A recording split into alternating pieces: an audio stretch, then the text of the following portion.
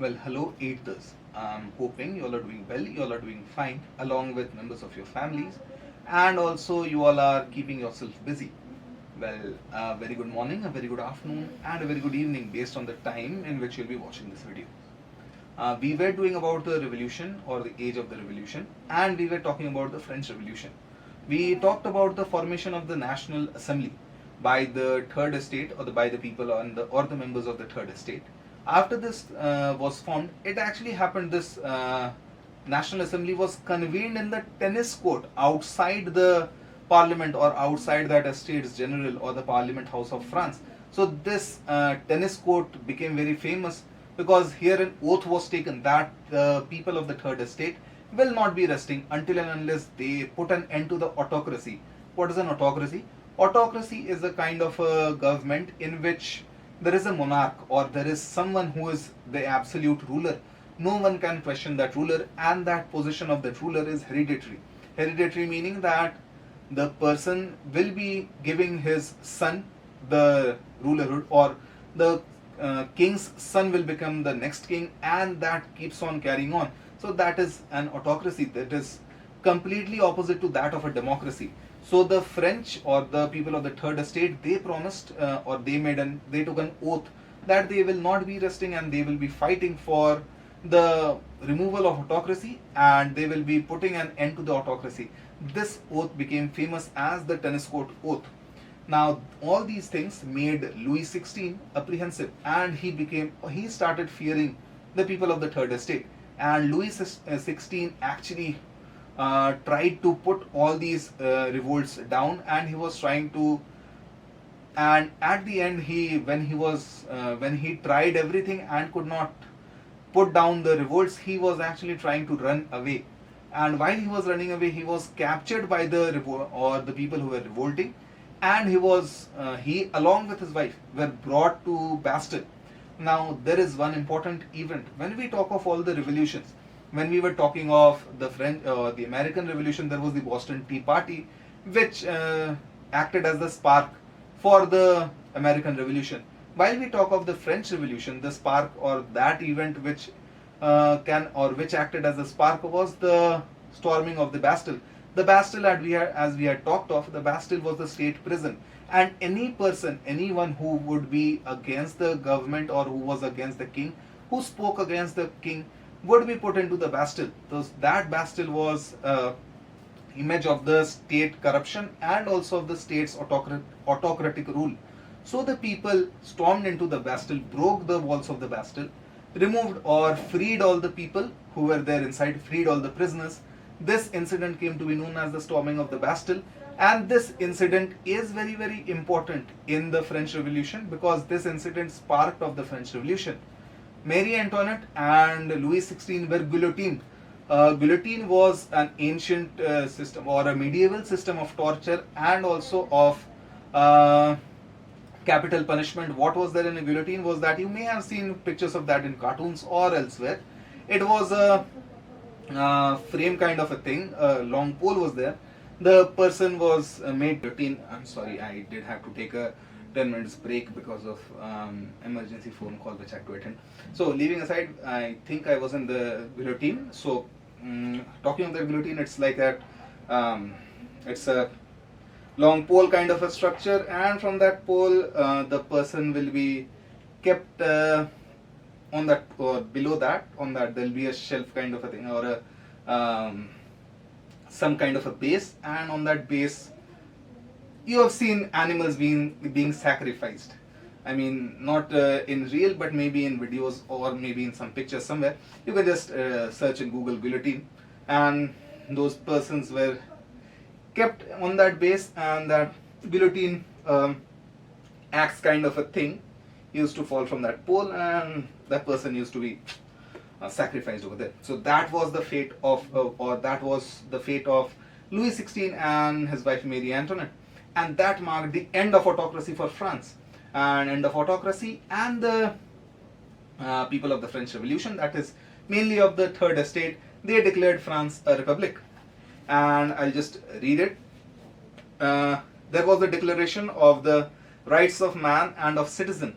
It was France who gave people the first in the world. They had the people got their first civil rights or their fundamental rights. France gave them. We Indians, we copied it from the French Constitution, and well, Indian Constitution is said to be a copied constitution because India is a very late democracy. In the 1947, we got independent. France, if we are talking about England, if we are talking of America. These are very older democracies.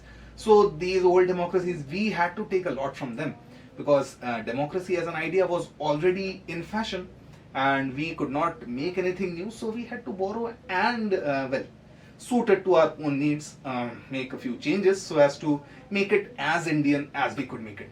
Now, well, these the ideals of liberty, fraternity and equality. When we talk of liberty, you all know that there's a liberty of thought, action, speech. People were free to think, people were free to profess any religion, people were free to do anything, work in any way, work any place they wanted to. So that was liberty.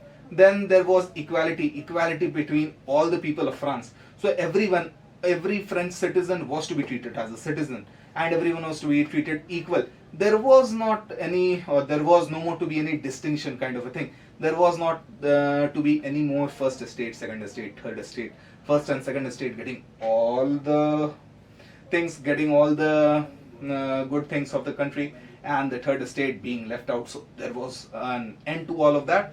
And fraternity, when we talk of fraternity, it is also mentioned in our Indian Constitution. Fraternity is nothing but brotherhood. Brotherhood as in ekta, nationalism. So this concept of nationalism evolved after the French Revolution. Nationalism is nothing but when people of a certain country, they feel a pride for their own culture, or they feel that they belong together to a nation. They have that idea of a nation with them, and that idea of a nation, that is what nationalism is. We say we are intense nationalists, Jai Jai Hind, Jai Bharat, Jai. So whatever it is, Jai Jai Jai, and long live this, long live that, or Vive la France, whatever it is nothing but nationalism. People coming together, people feeling, people belonging to a certain idea of a nation, and they are having certain similarities in culture, religion, maybe language. So this concept of nationalism arose after the French Revolution, and many such nation states started coming up in Europe. Many people, many such empires started crumbling in Europe because, well, there were previously many big empires were having people of many different religions, many different languages, many different places in the single empire. So those people of different religions, languages, they wanted to come out of that big kingdom because, well, people of a similar language, people of a similar custom, culture, they wanted to be grouped together as a different country. So this concept of nationalism gave rise or helped in the formation of many such nation states. You have France, you have Germany who speak German, people of Germany, they speak German. You have Italians, you have the Spanish, you have the Iberians, you have the Croats, you have the Siberians. There are the Swedes, there are the Finnish, there are the Dutch. So these are different nations, modern day nations. These people speak a common language. Those nations, they speak a common language. The people of those, so the Dutch, the people of Denmark, they are speaking Netherlands, they are speaking Dutch. People of France, they are speaking French. People of England, they are speaking English. People of Germany, they are speaking German. People of Siberia, they're speaking Siberian. People of Russia, they're speaking Russian. So people got, or the states, countries, they got divided, they got differentiated based on the different cultures and the different languages. So this was the start of this war, or can be attributed to the French Revolution. It was after the French Revolution that people actually started thinking on that nationalism kind of thing. And this nationalism also slowly and gradually came to India. Before the war of 1857, we did not have any such kind of nationality.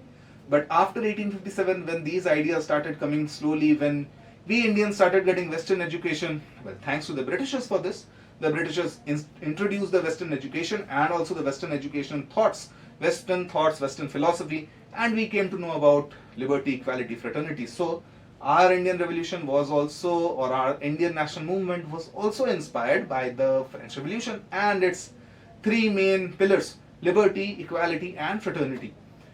Next, the French Revolution after the French Revolution, nearly all the countries of England, they turned against France, or France became the enemy of France became the enemy not of England. France became the enemy of nearly all the countries of Europe. Why so? Because all the other countries were monarchies, they were autocracies, they were still autocracies. France became the only country which was a republic. So those countries which were still an autocracy did not want the idea of France to go and spread to different parts of Europe. Why? Because then those countries will also be demanding the fall of autocracy or the fall of monarchy, fall of their kings or queens, and also the setting up of a democracy or a republic. So France became the enemy of most of the countries of Europe. Also, most of the other countries of Europe, they got angry because one of their kin, or one of their someone who was similar to them, one of their brother, the King Louis XVI, was guillotined, was murdered. So, the other monarchs, other kings, other queens of the different other monarchies of Europe, different other dynasties and the empires of Europe, they started fearing for their own lives, and they wanted to put France down and to remove the democracy in France and once again instill the Bourbon family. Bourbon family, you did, or well, I talked about Bourbon. Well, Bonbon, someone said, or some people say Bonbon. It's a bourbon. You all love that biscuit, I guess. Even if you all do not like it, it is a predecessor to the Oreo. Some like the Oreo, some like the bourbon. If I'm talking of the bourbon, that was the dynasty, the name of the dynasty. Like we had the Mughals, like we had the Mauryans. Similarly, in France, it was the Bourbon dynasty, and King Louis XVI belonged to that Bourbon dynasty. So the different other monarchies of Europe, they wanted to remove the democracy once again from France and install in its place someone from the Bourbon dynasty, so that France could become a monarchy once again, and there will be no republic, no democracy, no such ideas, no nation state, no nationalism, so that their own monarchy, so that their own dynasties can remain safe. But France got its own hero of that time. They got Napoleon. Napoleon was a person who belonged to or who was a common man, like you, like me, like most of us, and he rose from that common man status to becoming the Emperor of France. Yes, he became the Emperor of France. France, it was a democracy, but then Napoleon became an emperor, and he still maintained that he was a democratic emperor. What does that mean? We do not know. But then it was Napoleon who waged so many different wars in Europe, who conquered so many territories of Europe, and who actually frightened all of Europe. It was the power of Napoleon which brought nearly all of Europe under the domination of France, except a few places, or except England, maybe a few countries and some parts of Russia. But then it was the Russian campaign which destroyed most of Napoleon's army.